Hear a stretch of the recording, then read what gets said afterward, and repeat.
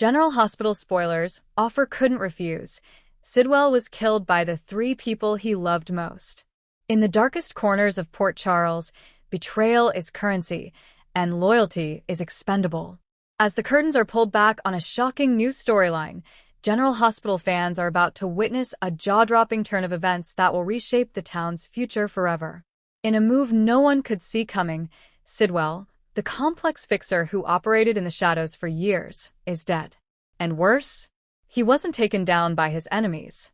He was murdered by the three people he loved the most. This is the story of the offer he couldn't refuse and the blood-soaked cost of devotion. Sidwell had always played a dangerous game. Known for cleaning up mob messes, arranging silent deals, and making people disappear without a trace, he was Port Charles's invisible hand. He helped Sonny Corinthos, Victor Cassadine, and even Anna Devane out of tight spots in the past, but he never took the spotlight. His one rule? Don't get attached. But Sidwell had a soft spot, a weakness few knew about. Over the years, three people slipped through the cracks of his hardened soul. Jordan Ashford, his former lover, and the one person who made him believe he could change. Cyrus Renaud, his secret brother by blood, a fact both men had agreed to keep hidden. Dex Heller, the young man he mentored in secret after rescuing him from a violent life on the streets. Sidwell's bond with them wasn't born from duty, it was born from love. And that love is what ultimately destroyed him. When a mysterious letter arrived at Sidwell's penthouse, it carried more than just threats. It contained details of a new syndicate rising from the ashes of the Cassadine Empire, fronted by someone named only as the Raven. The offer? Join the Raven's cause and turn on his allies, or die. The letter named names. It exposed secrets, Jordan's cover-up during her DEA days, Dex's betrayal of Sonny, and Cyrus' plan to take back the Corinthos Empire from inside Pentonville. Sidwell knew that if this information got out, everyone he loved would be destroyed. But he didn't realize the true game. The offer wasn't for Sidwell. The offer was made to Jordan, Cyrus, and Dex. Eliminate Sidwell, who knew too much, and their past sins would be erased. Jordan had fought for years to protect the badge and maintain her integrity. But her past with Sidwell was a liability.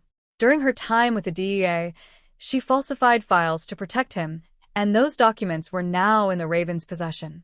When a burner phone rang in her desk drawer, Jordan listened in silence to a voice that promised everything she wanted: freedom from the past, protection for TJ, and a clean slate if she took care of the fixer. The betrayal broke her, but the fear of losing everything burned hotter than her regret. She arranged a meet with Sidwell under the guise of rekindling old feelings, and that's where she planted the tracking device. The Raven was watching. Dex had always been grateful to Sidwell. When he was 16 and caught between two gang factions in Detroit, Sidwell rescued him and taught him the art of survival. But now, working undercover with Sonny and secretly feeding intel to Anna, Dex was caught in a web of deception. The Raven offered Dex an out: kill Sidwell and he'd be given a new identity, a future without crime, and enough money to escape the spiral of Port Charles. Worse, the Raven had recordings of Dex's unauthorized hits, things Sonny didn't even know about. Torn between loyalty and survival, Dex visited Sidwell one last time, slipping a vial of lithium into his coffee, just enough to weaken him for the eventual attack. The guilt was unbearable. The pain in Sidwell's eyes as he realized the truth, it haunted Dex. Cyrus Renaud had always been an enigma, preaching redemption, yet still pulsing with danger. But there was one truth he never let go of: Sidwell was his brother, and the only person who knew their father's true identity. With Cyrus aiming to take Sonny's empire without bloodshed, Sidwell's knowledge of his birthright was a ticking time bomb. The Raven sent a final message: deliver the killing blow, or your brother dies a traitor.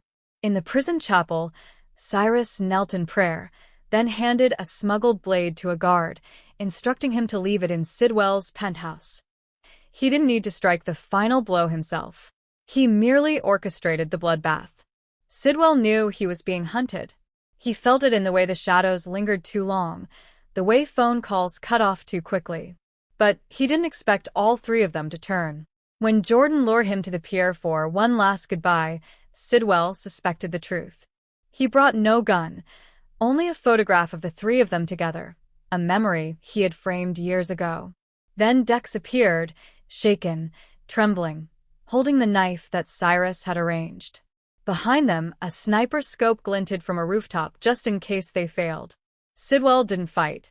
He looked Jordan in the eyes and said, "I'd rather die by love than live in betrayal." Then it happened. Jordan pressed the button to signal the sniper. Dex stabbed him once. Just enough. And Cyrus, watching from prison on a contraband device, uttered the words, "It is done." The shot rang out. Sidwell collapsed, blood staining the photograph in his hands. The news of Sidwell's death hit Port Charles like a hurricane. The body was found washed up near Pier 55, staged as a mob execution. No suspects, no leads, just a chilling silence. But the three who knew the truth? They were far from free. Jordan is unraveling.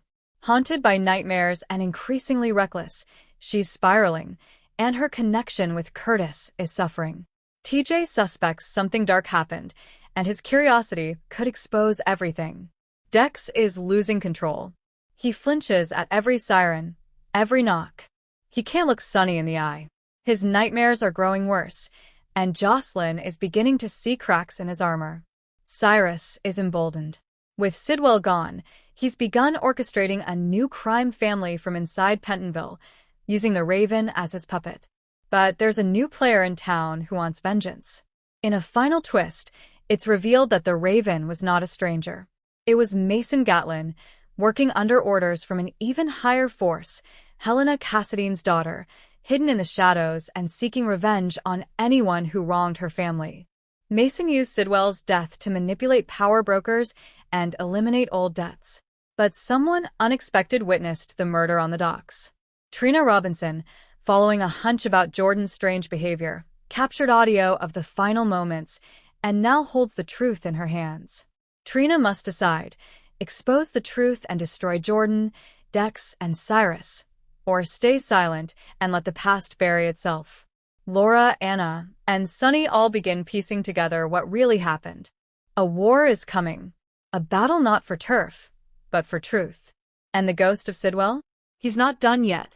A flash drive hidden in his penthouse contains his final confession, naming names, revealing secrets, and ensuring that his voice will echo long after his death. In the end, Sidwell wasn't killed by rivals, hitmen, or Cassidines. He was killed by those who once swore they'd never hurt him. His story is one of love turned into weaponry, of loyalty turned lethal, of choices that can never be undone. Port Charles will never be the same. And as the Raven circles above, it's only the beginning of the darkness to come.